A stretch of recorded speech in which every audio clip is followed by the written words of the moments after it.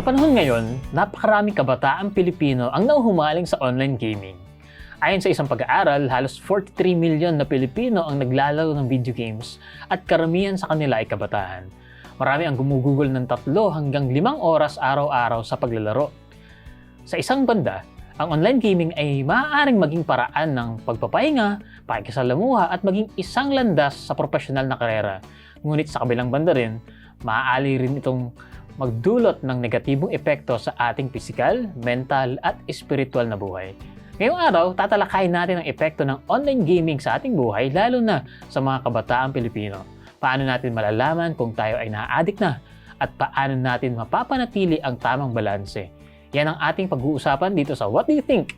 Kung saan kami nagpapalalang, kabataan, desisyon mo'y pag-isipan upang maging tama ang iyong lalakaran.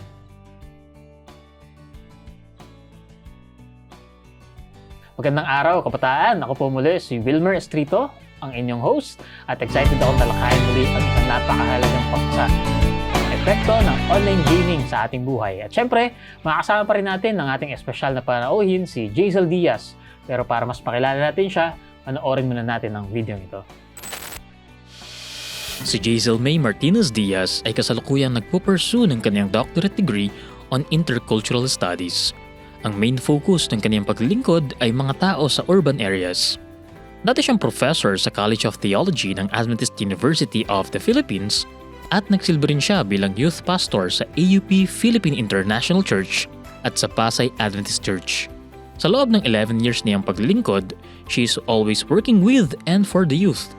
Madalas din siyang naiimbitahan bilang guest speaker sa mga event na pangkabataan at ang isa nga niyang temang tinalakay ay pinamagatang The Overcomers, Conquerors in the Digital World. Kasama siya, sama-sama rin tayo matuto sa kung paano mamumuhay ng may ganap na kasiyahan, pag-asa at pananagumpay sa panahong puno ng teknolohiya. Yan, at ngayon nga, muli kasama natin si Ma'am Jazel. Salamat po sa pagsama muli sa atin ngayon, Ma'am Jazel. Meron po ba kayong gustong sabihin sa ating mga viewers at listeners? Yes, so binabati ko po kayong lahat na isang magandang araw. Sana ay kayo ay blessed today at sana po ay marami kayong matutunan sa ating programa ngayon. I believe sa mga previous episodes po natin, marami na tayong natutunan and sana i-share nyo rin po sa iba, para marami po ang mabless. Yan. At syempre, salamat ulit sa ating pong mga tagapanood ngayon. Gusto nating batiin ang lahat ng ating mga taga-subaybay sa Facebook page natin na Hope Channel North Philippines at Adventist World Radio Manila. Ganun din po sa ating YouTube channel na Hope Channel North Philippines din po ang pangalan. Syempre, hindi rin natin kakalimutan ang mga nakatutok ngayon sa ating television, GSAT Channel 37 at Digital Receivers Channel 45.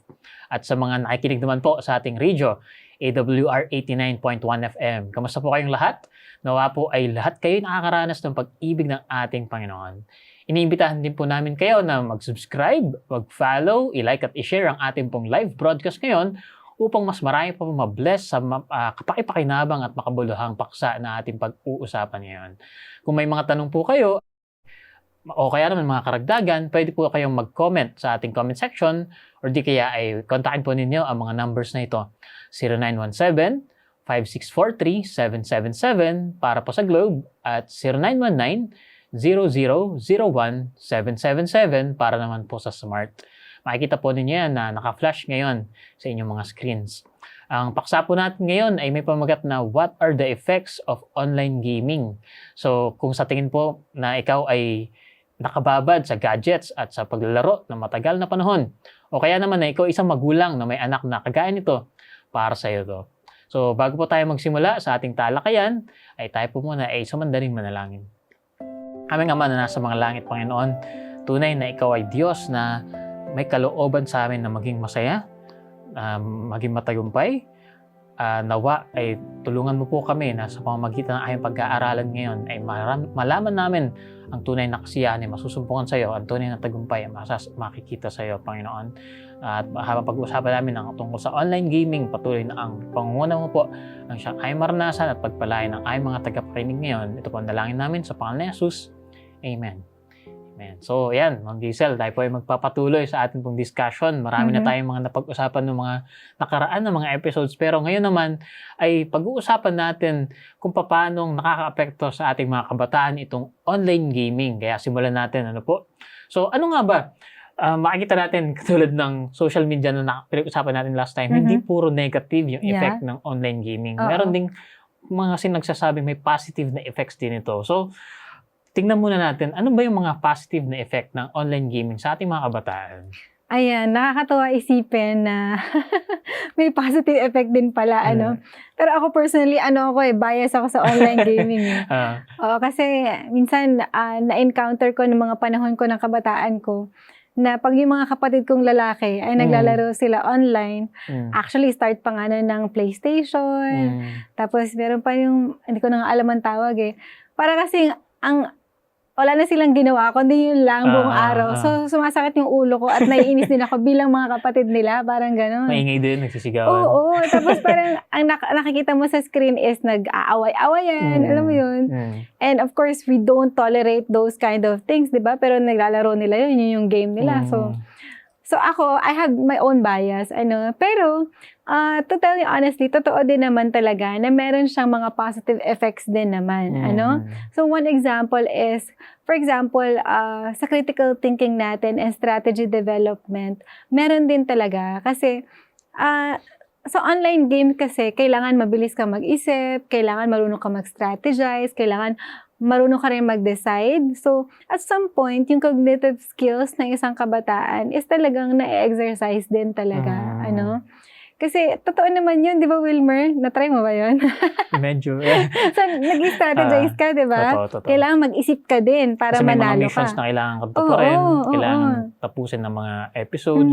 So, talagang kailangan pag-isipan kasi may mga times na baka paano ma-open tong door na to, meron pala mga puzzle, may ganun na mga parts. Yung mga ganun. So, at some point, nag-iisip ka din talaga. Critical thinking and all of that, And another part nun is kailangan yung memory and concentration, kailangan sa pagsunod sa mga game mechanics, alam mo din, pag-alala ng mga patterns, pagsubaybay sa mga objectives, na nakakatulong din naman sa memory and focus. Alam mo, yung anak ko, nakita ko na one of the talents nung pangalawa kong anak is to really navigate on those kind of, kahit kids games lang siya, yung mga puzzles and all. Hala, sabi ko, ang galing naman ng anak ko. Parang kung ako personally, parang ang hirap para sa akin to navigate on those kind of games. Pero meron talagang tao na skillful on that, na pwede, na ang galing nila mag-navigate dun sa mga puzzles and logics and all of that. And another thing na positive effect niya is yung multitasking skills din. So maraming laro ang nangailangan ng sabay-sabay na pagpaprocess ng information na nakakatulong din naman sa multitasking skills ng mga tao. And bukod doon, sa cognitive na effect niya, ito rin ay pagsasanay sa pakikipagtulungan like social skills sa ibang tao. Kasi mayroong mga games na group games talaga siya. Parang teamwork siya. So kailangan makipag-usap ka sa ibang tao for you to win the game. So, ito yung tinatawag na multiplayer games na, merong Mobile Legends, di ba, Valorant, Call of Duty. Although, hindi ko na-try yung mga yan. Pero, I've heard talaga na kailangan may group kayo, may teamwork kayo para talaga manalo kayo. So, parang it's not a one-man team na pag ako lang, kaya ko manalo on my own. Hindi. Di ba? You would work together. So, meron din talagang ganung avenue na nakikipagkaibigan ka through online communities and through online games. So, meron mga nakakamit talaga ng new friends nila, kapwa-kabataan nila, through online gaming, no? So, possible talaga yun. And meron din mga tao dito sa online gaming na nade-develop yung leadership skills nila. Parang nag-a-arise talaga na hindi nila mapigilan na mag-lead out. So, na-recognize sila, dito nga nagli-lead sila, sa online gaming. May mga ganun, So, that's a social skills na positive effect niya. Ayan. So, meron din siyang part na nakakaalis siya ng stress. And, yun yung mga tinatawag natin ng mga emotional benefits, ng online gaming. Na sa paglalaro ng video games, maaring libangan nila yun, after being so tired, doing other things, ganyan. So, nagiging siya, parang, pastime, ganyan. At the same time, nakakatuwa din para sa kanila na nakaka-achieve sila ng something kapag yung marami kasing levels yung online gaming, So, meron silang sense of achievement habang they're using it under pastime, ganyan. At the same time, meron ding part ng online gaming yung creative expression. So, nakakagawa ka ng sarili mong tao, parang gano'n, or something na kagaya ng Avatars. avatars ang tawag nila, no? Parang Mm. sa Minecraft and Roblox, ganyan. So, nagkakaroon sila ng pagkakataon to create their own, parang ganyan. And then another one, ito yung wala din sa akin, yung reflexes, yung hand-eye coordination, manual dexterity yung tawag nila dyan. So, minsan, mas napapabilis yung reflexes mo kapag you're doing the online gamings, ganyan. Hand-eye coordination, ika nga ang tawag nila. Kasi imagine, you're using your eyes, and then you're thinking. So, lahat, binomobilize yung capabilities mo. At the same time, may some part ng online gaming na would help you to for your future careers. Ayan, lalo na kapag more on sa IT ka or online yung gusto mong tahakin in the future, may mga ganon. So, nagkakaroon ka rin ng idea kung paano mag-develop ng game, kung paano yung programming, ano yung mga pwede mong gawin in the future para sa IT din, parang gano'n, sa mga computer-related na mga... Meron din kasi ng mga pro. Yung kumbaga, sumasali sila ng competition. Isa pa yun, di ba? Yung nagiging nagiging career sports na siya, di ba? Nagiging part na siya ng career nila. So, may mga gano'n. So, imagine, sa kabila na may mga negative din siya, marami pa rin siya mga positive talaga na effect sa atin.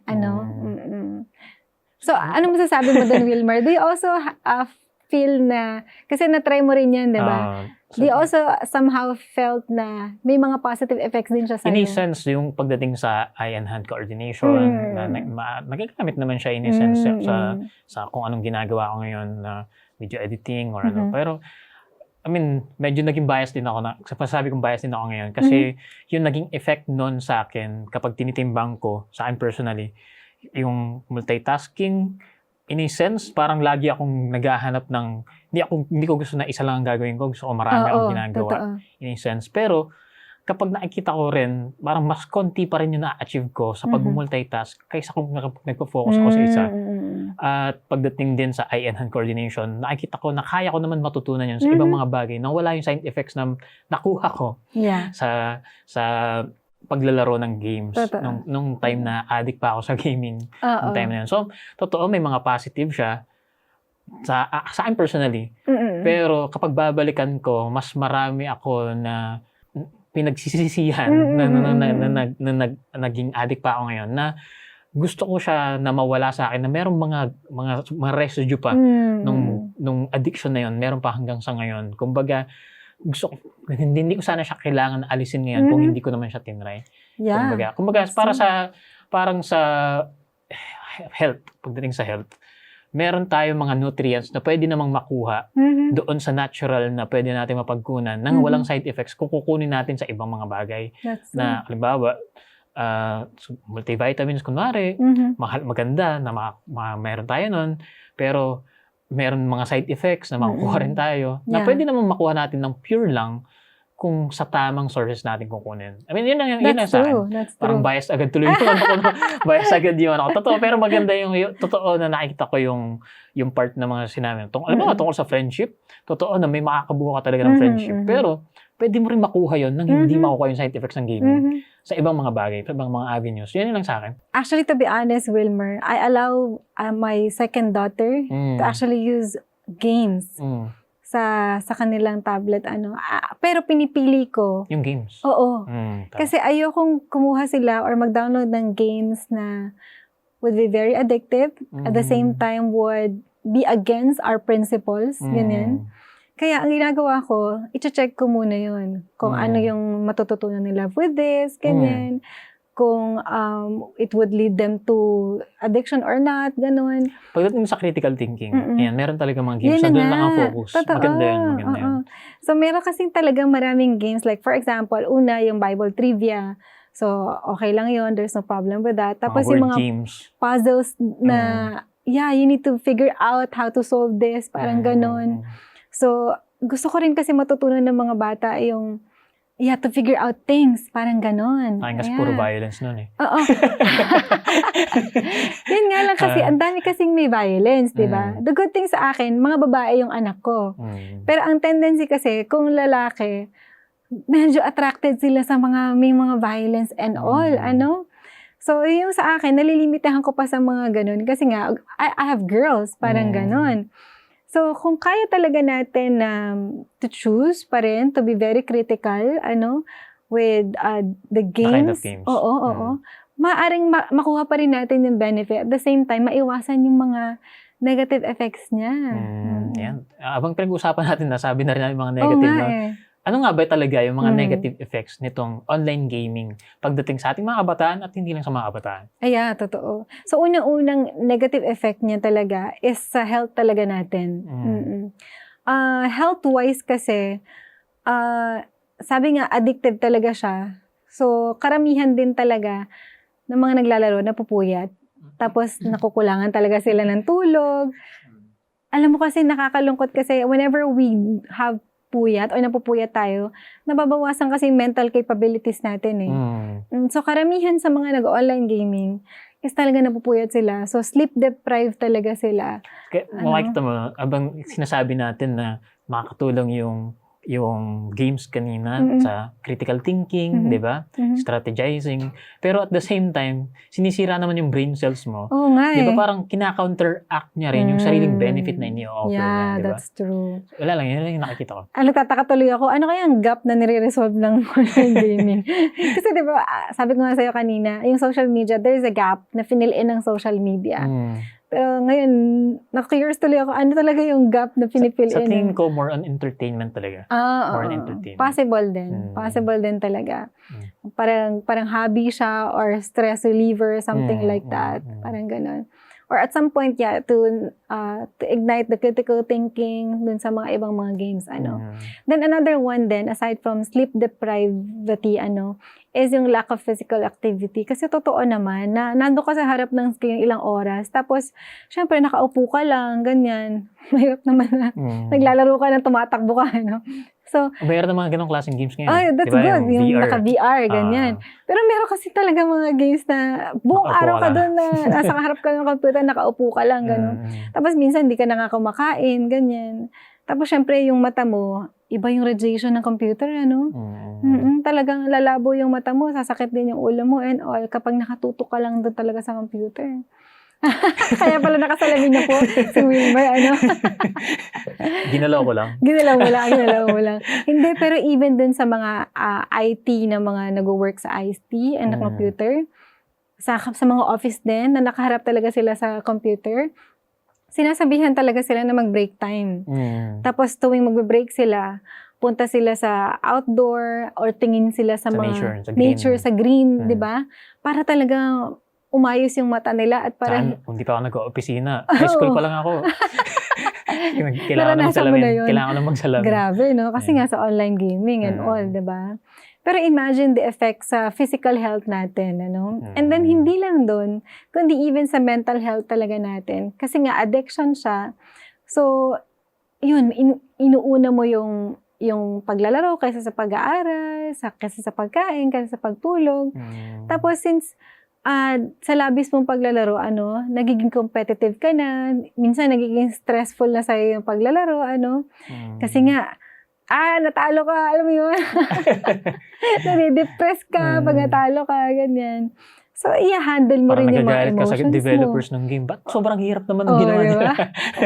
Oy, pero alam mo, nakita ko rin yan. Kasi even yung kid, pag hindi nila na-resolve yung frustration. Napo-frustrate sila. Although sa totoong buhay, may mga ganun din naman, di ba? So, at some point, i-guide mo rin yung mga bata, how do you handle your frustration? Susuko ka na ba? Mag-give up ka na ba? Itatapon mo ba yung magtatantrum ka ba? Di ba? So, at some point, pwede mo rin matutunan na i-handle mo yung emotions mo. And then, yun nga, mentally, pwede ka rin magkaroon ng mga mood swings, aggressive behavior because of online gaming. Lalo na kapag yung mga laro ay talagang aggressive and all. Nakukuha mo yun, na-adapt mo yun eh. So that's one negative effect, diba, sa character natin.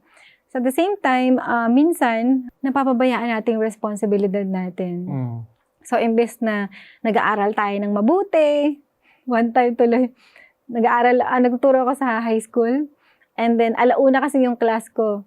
So, sabi ko, nasan yung ibang yung classmate? mag-start na tayo, bakit wala pa sila? Aba, yung mga classmate naman ito, nilaglag yung classmate nila. Sabi nila, ma'am, nandun po sa computer shop. Ganun ha. Sige, antayin niyo ko, sabi ko sa kanila. Pumunta ako sa computer shop. Malapit sa school yung computer shop. Nandun nga. Nandun nga. Sabi ko, anong ginagawa niyo dito? Magka-class na tayo. Tumayo sila, nagulat sila. Balik sila kasama ko. Sabi ko, pag next time wala kayo at nahuli ko na naman kayo sa computer shop, alam niyo na kung ano mangyayari sa inyo.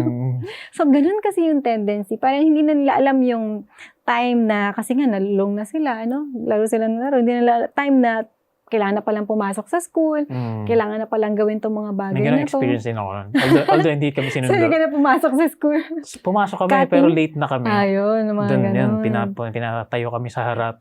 At yun nga, doon kami pinagalitan sa harap. Totoo, kasi dapat alam mo yung priority mo, di ba? Mm. Oo. So, minsan ganun. It affects really the priorities ng tao. So, may procrastination, tapos nawawala na yung interest sa ibang mga activities kasi mas gusto mo na nga maglaro. Alam mo, nakakalungkot niyan, even yung going to church, minsan, hindi ka na lang pupunta sa church kasi sobrang addicted ka sa online gaming na mag-games ka na lang kaysa pumunta sa church. Diba? Kaya maraming magulang nagagalit eh. Lahat yun, parang naranasan ko. No? Ganun. Yung ganun din. Tapos, kahit yun sa church, dumating din kami sa point na hindi kami umuwi ng bahay. Kasi nasa bahay kami ng pinsan namin. Para doon kami maglaro ng PlayStation. Grabe, So, meron talaga siyang sense na hanapin mo. Totoo. Diba? Yung pakiramdam na meron ka na-achieve.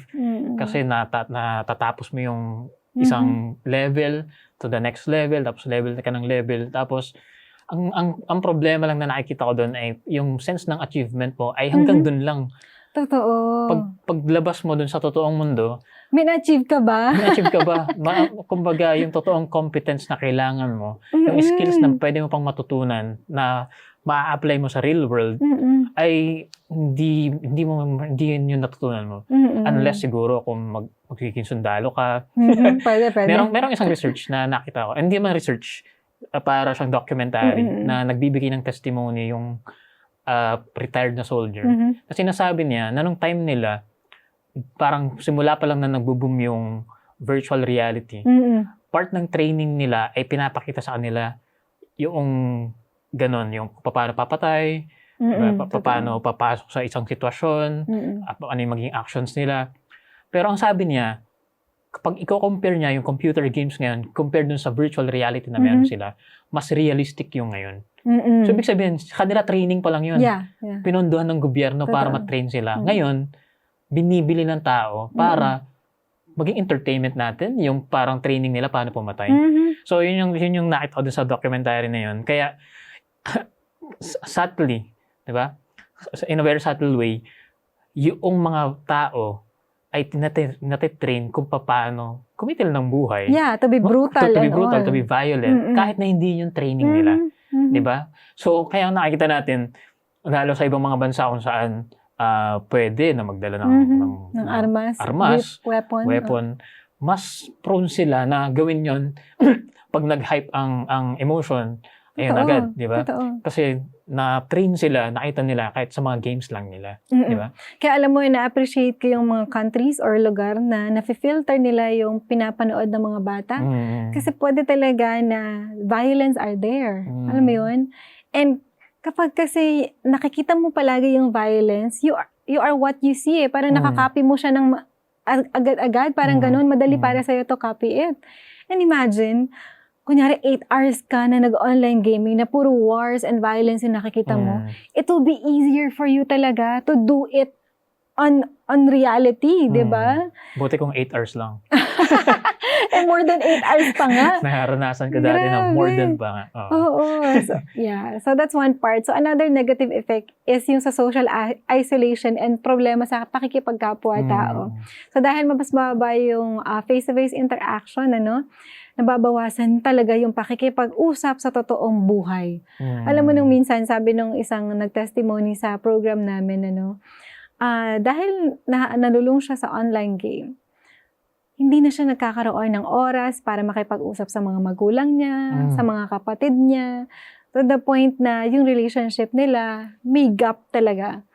Na nung tumigil na siya sa online gaming, ang dami niya tuloy na-realize na ang dami niyang oras na nasayang. Na sana na nagamit niya yung oras niya sa makabuluhang bagay. Na sana mas na-enrich yung relationship niya sa family niya kung ginamit niya yung mga oras na yun for their family. Pag nakikita ko yung sarili ko ngayon, mayroon akong residue ng pagdating sa social interactions. May mga parts ako na naging insensitive ako sa mga kung paano ako makipag-deal sa mga magulang ko, sa pamilya ko, maging sa karelasyon ko ngayon. May mga parts na dumating ako sa gano'n na parang manhid ako sa part na to dahil ba to sa mga kung ano yung na-train sa akin. Parang, may mga part ako na gano'n na pwede ko sana na hindi maranasan yun kung hindi ako na unnecessarily dinaanan ko yung paglalaro sa buhay ko noon. So parang yun lang, nakikita ko, totoo yung pagdating sa social interactions, nagiging incapable tayo na maging effective pagdating sa social na mga connections natin. Totoo yun, pagdating sa akin personal. So imagine, ilang taon ka na ngayon, pero may mga 33. residue pa rin, di ba? Oo. And for you to overcome it, marami kang dapat i-process sa sarili mo.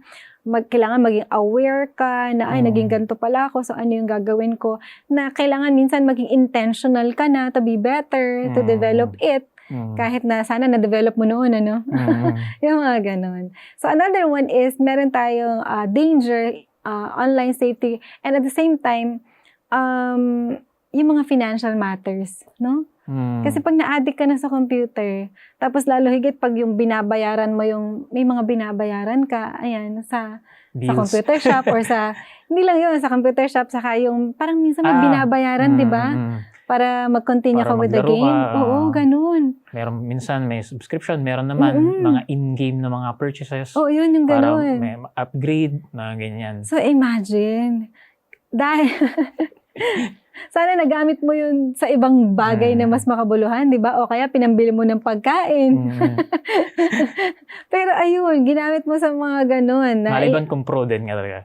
Kasi kung pro, talagang nag-i-invest talaga sila. Totoo. Para Pero although merong isang research, nabasa lang ako, na karamihan daw sa mga pro gamers, yung lifespan ng pro gamer, maiksi daw. I mean, hindi ko pa na talaga kung valid yung research na yon, dahil parang pakiramdam ko ay kailan pala nag-boom yung mga pro gaming. Pero sinasabi nila na maiksi daw yung buhay ng mga pro gamers base sa nagiging trend. Dahil siguro nga sa mga ibang effects pagdating sa physical health deprivation talaga, sa health problems nila.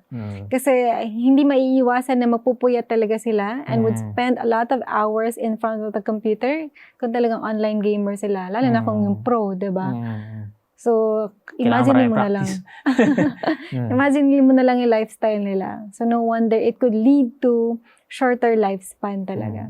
Pero wala pa naman kasing sobrang tanda na pro, di ba? Kasi nga, lately lang siya nag-boom, di ba? So, ang dami mga negative effects. Pero ang pinaka nakakalungkot na negative effect, if ever, is yung morality natin. Yung pag-degrade ng morality ng mga tao. Kasi imagine, for many hours, nakikita mo yung violence na sa Bible, it says it's wrong. Pero since nakikita mo siya paulit-ulit, at some point you would realize or akala mo tama na yun, pero hindi pala. Diba?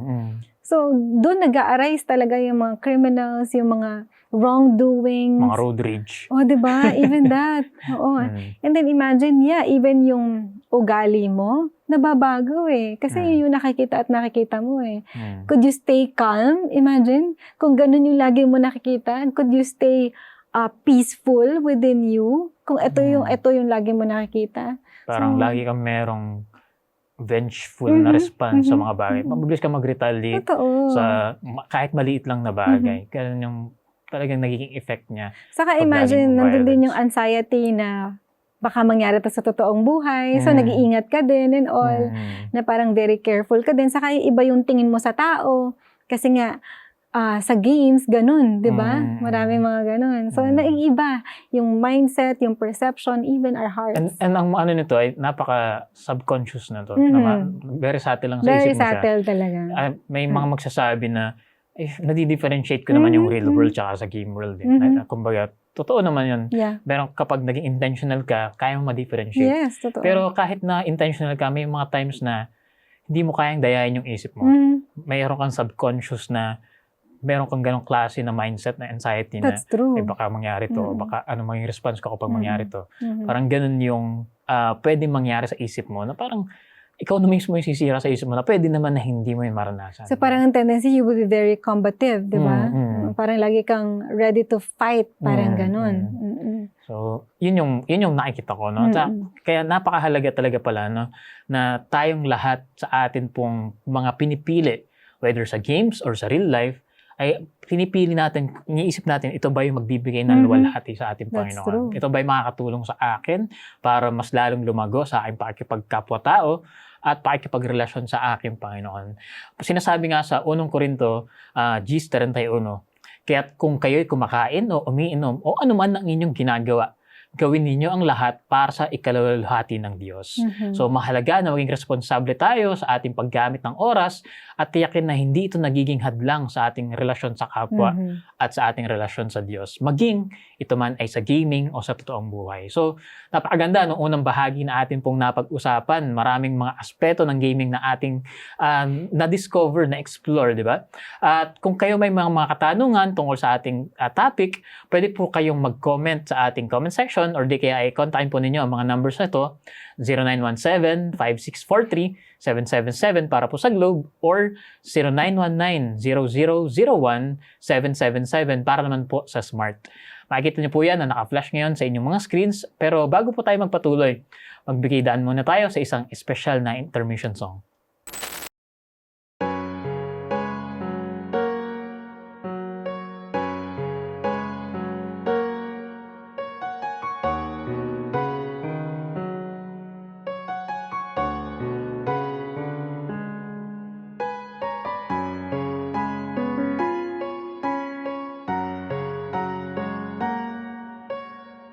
Some say life is just a series of decisions.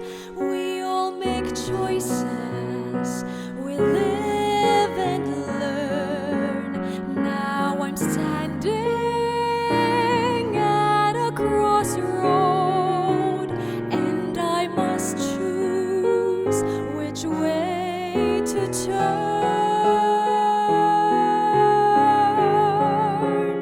Down the one road lies all the world can offer, all its power, its wealth and fame. Down the other, just a man with nail scars in his hand, but there is mercy in his eyes, there is power in his name. I choose Jesus, I choose Jesus without a solitary doubt. I choose Jesus,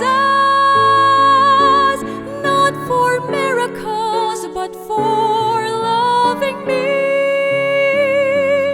not just for Bethlehem, but for Calvary, not for a day, but for eternity. I choose Jesus.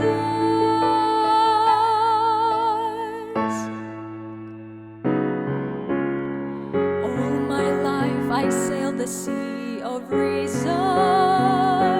I was captain of my soul. There was no need for a savior. I could live life on my own. Then I heard him speak the language of compassion, words of healing for broken lives. When we nailed him to the tree, his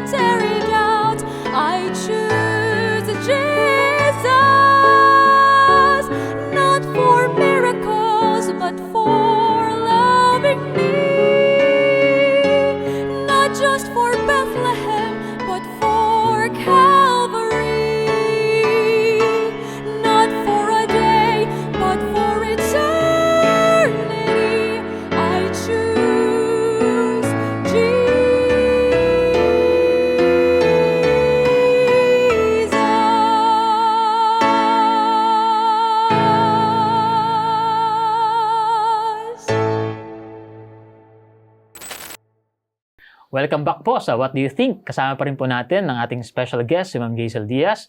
At ngayon ay tatalakayin natin patuloy itong ating mga usapin tungkol sa online gaming. So kanina nakita natin yung mga good side ng online gaming at nakita rin natin yung mga negative effects nito. So ngayon ay tanungin natin, bakit nga ba nagiging sanhi ng addiction tong online gaming? Ano bang binabalik-balikan dito sa online gaming na to? Totoo yan. Parang kagaya nung pinag-aralan natin about social media, meron kasi talaga silang technique din para ma-addict yung mga tao to it. So ngayon, ganun din ng online gaming. Business kasi talaga to, no? Parang, may strategies talaga sila for you to be hooked up to it. Parang Siyempre, kailangan alam mo yung psychology ng tao. Oo. Feeling ko pinag-aralan niya ng mga gumawa ng games, ano? Kasi bakit ka nga naman gagawa ng hindi ipapatronize, di ba? So you would do everything na ipatronize ng ibang tao, etong ginawa mo. So ano yung meron doon sa online gaming? Una, yung instant rewards at achievements. Na bawat panalo, level up, or achievement sa laro, syempre, nagpapasaya sa'yo yan. Ano? Kasi pag level up ka, tapos syempre kung may reward yan, ano? Bagong items, Oo, diba? parang lalo kang sumasaya. So pag nasasayahan ka, kagaya nga ng topic natin about dopamine, talagang gugustuhin mo, ulit-ulitin mo siya, ano? So patuloy at mong gagawin kasi nga, nasisiyahan ka dun sa sistema nila na na-achieve mo yung mga bagay, ano? Talagang pag nakikita mo yung mga numbers talaga na tumataas, talaga naman, mahihikayat ka talaga ulit-ulitin, ano? Tapos meron din siya parang sa sugal na tinatawag na variable reward system. So, maraming gumagamit ng iba-ibang reward, random rewards na masasurprise ka, ganyan, na parang nakaka-excite, ganyan. Mga loot items yan. Oo, may ganyan. Iba, skin, yung sinasabi ng iba. Tiyan mo. So, kapag ganun, parang lalo ka ma-addict kasi nakakatuwa. Parang, may something new or may something na surprise. And parang nakita ko tuloy pati sa Shopee, saka sa Lazada, may ganyan, no? So guys, hindi lang po sa online gaming. Pati po sa online shopping. Online shopping. Talagang business is business, ano? May mga reward system silang ganyan. Tapos, another addictive part niyan is yung social interaction and competition. Lalo na sa mga multiplayer games.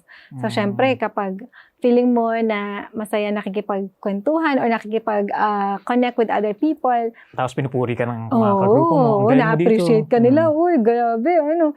So, lalo kang naiinganyo. May mga times nga, meron akong nakita na isang, parang documentary din, na sabi niya, kaya siya bumabalik-balik sa gaming ay dahil palagi siyang, kahit pag nag-fail siya sa game, yung mga kagrupo niya, sinasabihan siya, kaya mo yan. Okay lang, mag-improve ka pa.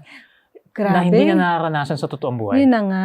Yun yung sinabi niya. Na yan, pag nagkaaroon siya ng success sa bawat mission, merong appreciation agad. Ang galing mo, ganito. Tamo, nag-improve ka na. Na hindi niya nararanasan sa pamilya niya o sa totoong hindi, buhay. tapos nagtatrabaho ka, tapos wala nag-appreciate sa'yo. Pero nag-online gay ka, may nag-appreciate sa'yo, kaya pinaulit-ulit mo. Kaya nagkakaroon ng addiction talaga. Which is nakakalungkot kasi sana naging aware tayo na sa mundo natin, there are many people who needs to be acknowledged, who needs to be appreciated, who needs to be validated. Sana wag na tayong alam mo yun, i-withhold yung affirmation. Yes, kung pwede natin gawin yun to affirm other people, then do it, ano? Kasi hindi natin alam where it could lead them kapag nakukulangan sila ng validation, appreciation, ano? At mag-start sa tahanan.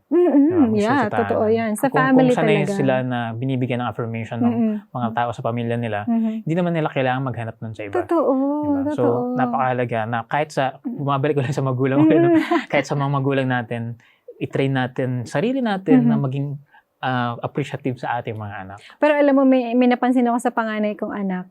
Ang unang word niya natutunan ng 1-year-old siya is the word wow. Na nakita siyang magandang scenery sa labas ng kotse, magandang bundok, or ano. Wow, ganun talaga siya agad. Tapos alam mo, pwede pala talaga niya na maging character trait yun, personality yun, na hanggang paglaki niya, yung mga kapatid niya lalapit sa kanya, papakita yung mga gawa nila, painting nila, o kaya craft nila. Tapos ang sasabihin ng panganay na anak ko, yung ate, sabihin niya, wow, ang galing mo naman. Sabi niya, mas magaling ka pa nga sa akin eh. Yung mga ganun. Siyempre, natutuwa yung younger sisters niya sa kanya. Kasi ang galing niya mag-appreciate. Kung Mm. pwede lang sana makultivate natin sa sarili natin yon para maraming tao na nabe-bless, maraming tao ang would feel confident of their capabilities kasi na-appreciate natin sila. Mm. So Parang imagine, sa akin personally, kailangan ko yatang Oo. i-develop yun. ayan. Katulad sinabi ko, may times na insensitive ako sa Mhm. mga ginagawa ng iba. Parang minor na silang na-achieve. Pero Mhm. okay, ganda yan. Parang wala masyado. Sige, tuloy mo. Pero yan, kailangan kung, lalo na kung mag-build ng family. Yeah, Parang totoo. ngayon pa lang, Oo. kailangan ko maging intentional na Yeah. maging ganun. Kung meron tayong we could be generous about it, then we could Mm. be generous on that. Mm. Although, ayaw naman natin na maging overconfident yung isang tao. So, we give genuine compliments Hindi talaga. flattery. Oo, Ah. yeah, genuine compliments. So, ganun.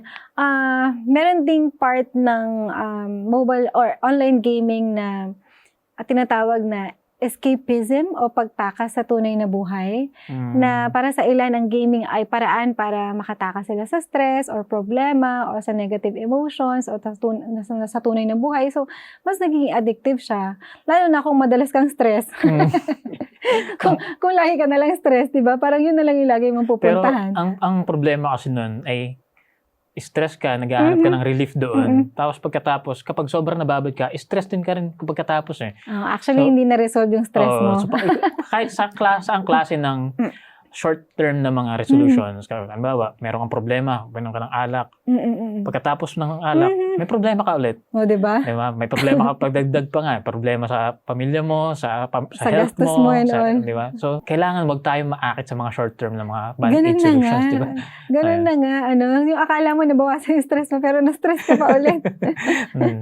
So, ang ibig sabihin nun, we need to find healthier way to cope up with stress. Mm. Kasi hindi naman talaga maiiwasan yung stress. So, anong healthier ways to cope up with it aside from online gaming, 'di ba? Mm.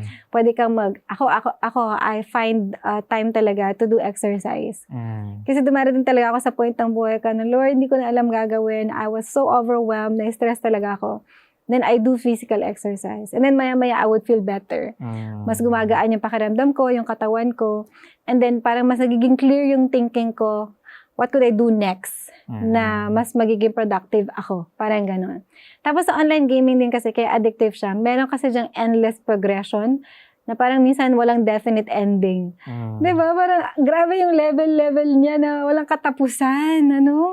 Tapos laging merong bagong updates, bagong challenges, yung mga rankings na kailangan nilang maabot. Tapos minsan sasabihin mo sa sarili mo na, isa na lang laro, isa na lang. Tapos mamaya, isa na naman. Parang hanggang sa na-addict ka na kasi, isa pa ng isa Parang pa. konti na lang, maabot ko na ito eh. Pag Oo, naabot diba? mo, teka, meron pang masusunod na aabutin. Parang Diba? ganun. Mm. Endless talaga siya. Because that's one way for them, sa mga audience, to be addictive. Mm. Galing talaga nila mag-business, no? Sa mga developers. Oo, diba? Parang gusto mo na mag-developer. So, tayo, pag alam natin yung mga bagay na yun, let's become self-aware kung talagang nagiging addict na ba tayo, ganyan, or naubos na ba yung oras natin o yung pera natin with this one, or nagiging unhealthy na ba tayo, ganyan. So, ano yung mga dapat natin gawin? We need to wake up, na there must be something na dapat itigil or dapat ibang gawin para hindi ka lalong masadlak to that addiction. So, yung mga pag-usapan natin na yun, yung mga reason kung bakit na-addict, diba? Yung mga rewards, yung mga appreciation, yung totoo. community na nakikita natin sa gaming. Pero makikita natin na kailangan natin na mabalanse rin yung mga bagay, diba? Na ang problema kasi sa addiction, nagsisimula siya na unang try mo lang. Diba? May mga time na magsasabi, konti lang naman eh. Oo, ito lang naman eh. Pero sa kakatry natin, biglang gusto na natin na balik-balikan. Kasi nga may addictive effects din talaga siya or may pang-akit siya para ma-addict ka din. So, kailangan talaga natin na hanggat maaari, iwasan talaga. Diba? Hanggat maaari ay maiwasan. So, para mabawasan natin yung interest natin sa mga ganitong klase ng mga Alam mo, activities. minsan, sa iPad ko, parang ako noon, nag-work ako noon, parang kakastart ko palang mag-work. Meron ako yung kahit chess lang, Parang hindi ko na malayan, ang daming oras ko na palang nag-google sa chess lang doon sa iPad ko. Hanggang sa dahil naging aware ako na, hala, naubos yung oras ko, parang yun lang yung ginagawa ko. Dinilit ko na lang taga siya, tinigil ko na, sabi ko, ayoko na, naubos yung oras ko. At least, nadagdagan yung critical thinking. Pero kasi syempre, naubos talaga yung oras ko doon, di ba? Yan. So, yun. So, nakita natin, no, napakarami talaga nating matututunan na mga avenues tungkol sa online gaming na kailangan nating mabalansa sa practical natin na buhay. Totoo, meron siyang positive na mga effects, pero winaway natin parang mas marami yung negative na effects kung tutusin. At yung positive na effects na makukuha natin sa online gaming ay pwede natin makuha sa iba pang mga healthier na mga avenues sa ating actual na buhay. So, gusto kong basahin nyo nasa Ephesians 5:15-16. Ang sabi dito ni Pablo, ingatan ninyong mabuti kung paano kayo mamuhay. Huwag kayong maging tulad ng mga mangmang, kundi tulad ng marunong. Gamitin ninyo ng lubos ang bawat pagkakataon sapagkat puno ng kasamaan ang kasalukuyang panahon. So, ano man yung mga pagkakataon na meron tayo, yung time natin, gamitin natin sa mga avenues na makakatulong sa atin para mag-grow sa ating espiritualidad at sa ating pakikitungo sa ating kapwa. Pero bago tayo magpatuloy, pakinggan naman natin kung ano yung insights ng ating mga kabataan tungkol sa topic natin today. So, kabataan, what do you think?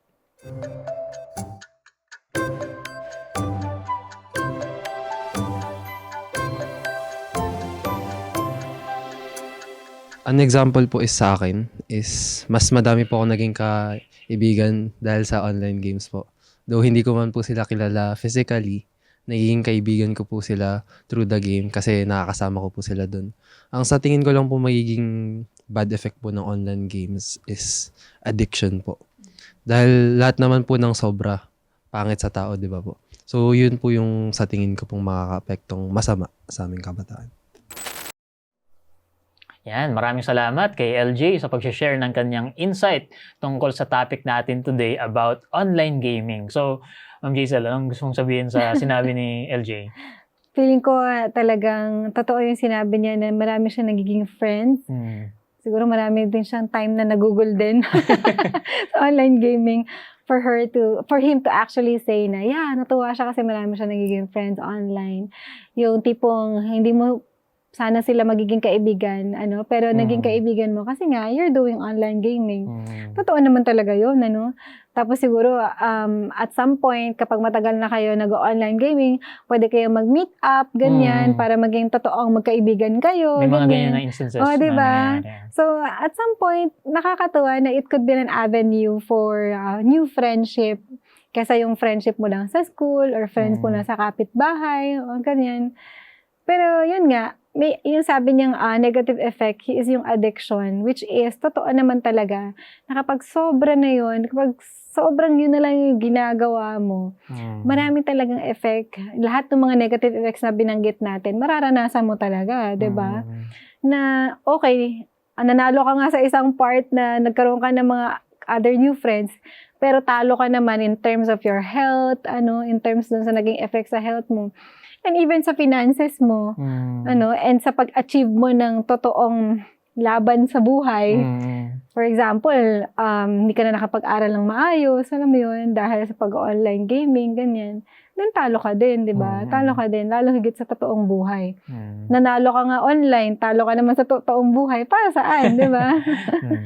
So, totoo nga, na kailangan natin talaga na makita yung balanse ng mga bagay na yun, na katulad ng sinabi mo, paano kung talo tayo sa totoong buhay? Kahit pa nga sabihin na makagraduate tayo, kahit na hindi natin napabayaan yung pag-aaral natin dahil nag-games tayo, sa aking actual na experience, nakagraduate man ako kahit pa paano. Pero yun nga, meron akong something sa akin sa pagdating sa human interactions na nagiging insensitive, di ba? Kumbaga, nagiging manhid ako sa ibang mga parts na sana may mga parts na bago ako matulog, bakit ko ba yun ginawa? Bakit ko ba yun hindi na-appreciate? Bakit ko ba hindi napansin yun?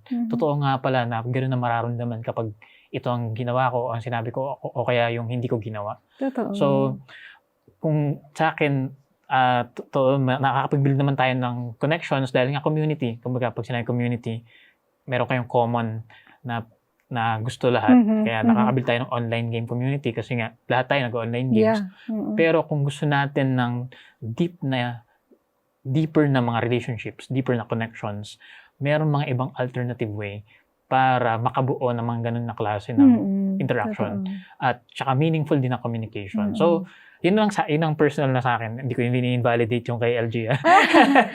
Maganda na nakakabuo ng friendship sa online community.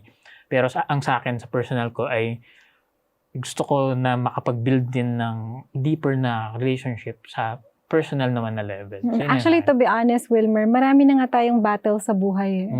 And with the real battles na kinakaharap natin sa buhay, we could learn a lot of things. Parang ganon. For example, sa mga kabataan, yung mga bata pa lang, instant na naglalaro sila online, bakit hindi mo hayaan na maglaro sila ng physical na laruan? For example, even yung board games nga Siyempre, kapag naglaro ka ng board games na actual, nakikita mo yung kalaro mo, di ba? Nakikita mo yung facial expressions.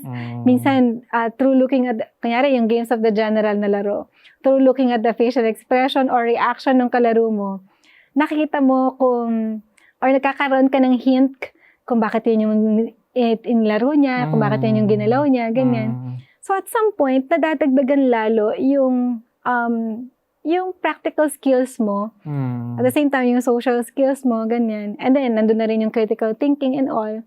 So, at some point, mahalaga pa rin or mas maraming natututunan with the actual thing, with the actual game. Lalo higit kapag yung mga games na outdoor talaga, hindi lang indoor games.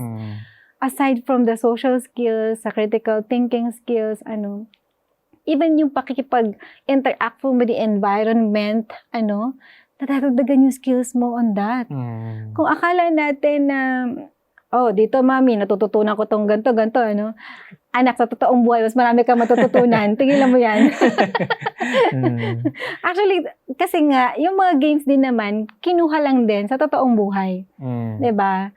So, kagaya nga sabi mo sa training sa army na may virtual training sila.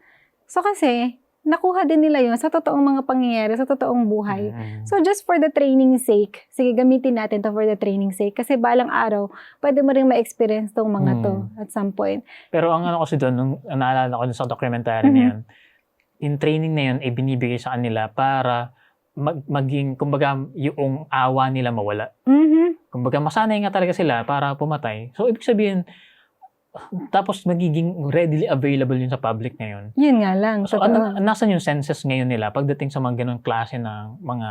Kaya makita natin, merong krimen, walang tumutulong. Walang empathy. Walang empathy yung mga walang tao. Walang compassion. Diba? So, o kaya naman, sila yung nasa ganung sitwasyon, walang second thoughts, gagawin agad nila. Yeah, totoo. So, makikita natin na tinitrain yung mga professional para gawin ruthlessly yung mission nila. Tapos, tayo na mga hindi professional, readily available sa atin yung trainings na meron sila. Imagine. So, imagine, yung kaya nating gawin, totoo. yung kaya nilang gawin, ay kaya rin nating gawin. Totoo. Parang ganun yung mangyayari. And sila that's binabayaran so para creepy. doon. Tayo, makukulong para doon. Totoo. Makukulong para doon. What? So, ang creepy nun, Wilmer, to think about it. Kasi it's very readily available to everyone now, even to kids. Even as early as 3 or 4 years old, available sa kanila yung violence. Hindi lang violence, kundi ang pinaka-word na naisip ko yung sensitivities talaga. Yung sensitivities. Kasi nga, bukod doon na hindi ka nagkakaroon ng deeper na importance sa buhay ng iba. Yeah. Depende dahil sa violence na readily available. Hindi naman lahat ng games ay violent. Kundi, ganun din sa hindi mo alam kung ano yung iniisip ng iba. Katulad ng sinabi mo, as compared sa physical na board games, nakikita mo yung body language, yung facial expressions ng iba. Naging sensitive ka dun sa mga yun, kahit wala pa silang sinasabi. Unlike kung nasa online games ka, na hindi mo alam kung anong bagay na iniisip ng iba. Totoo. Kung paano, o kaya hindi mo rin napapansin kung paano gusto mo na manglamang dun sa iba. Diba? Na hindi naman nila kailangan ka mapansin. Diba? Kumbaga, may mga times sa actual na games na habang meron kayong strategy na gustong gawin, ikaw nagsasarili ka dahil gusto mo na mas ma-upgrade yung sayo. Parang ganun na mga times. Kumbaga, na hindi naman nila, hindi sila sensitive sa kung ano yung internal intentions mo or sa kung ano man yung intentions ng iba. So, makikita ko yung sensitivities talaga na kapag naging lack yung sensitivities mo, talagang maapektuhan maging yung actual na pakikipag-connecta mo sa totoong tao. So imagine the effects inside. Na akala natin we're just doing this outwardly, externally, but it's doing something inside our hearts, our minds, and our character and morality. May napanood pa akong isa, sabi niya, ang mundo natin ay created, yung reality ng mundo natin ay created social. Sabi niya, although may mga nagsasabi na matter nga, pero social in a sense na ang pinakang mahalaga talaga ay yung relationships na meron tayo. Totoo. We are built for relationships. We are built for relationships. At Totoo. naka-align naman yun sa biblical na worldview na Opo. nilikha tayo out of love, nilikha tayo to love, kaya ang pinakang reality talaga natin ay love. Relationship, social, ang pinakang reality natin. And we even call God our Father. Kasi ganun yung relational ang Panginoon and tayo. So, ang point ko, kaya ako sinabi yun ay dahil kapag titimbangin ko yung lahat ng sinabi natin na benefits, critical thinking, eye-hand coordination, lahat strategizing, may kinalaman sa cognitive, ay wala lahat kinalaman pagdating sa pinakang social na natin, na pinakang social na reality. Totoo. Although may sinasabi tayo na community nakapag-build ng friends, pero yung long-term, real, at saka genuine na connections, matatagpuan natin, mabibuild natin yun sa actual na pakikipag-connecta sa ating Kaya may kapwa. mga tendency sa mga nag-online gaming to be isolated. Kasi tama yung na-observe mo. Tama yung na-observe mo. Ayan, so napakarami nating mga napag-usapan tungkol dito sa ating topic, no? Ang online gaming ay may mabuti at di mabuting epekto. Sa tamang paggamit, maaari itong maging libangan at mapagkukunan ng kasanayan. Ngunit kapag ito ay inabuso, maaari itong magdulot ng negatibong epekto sa ating pag-aaral, kalusugan at relasyon sa Diyos.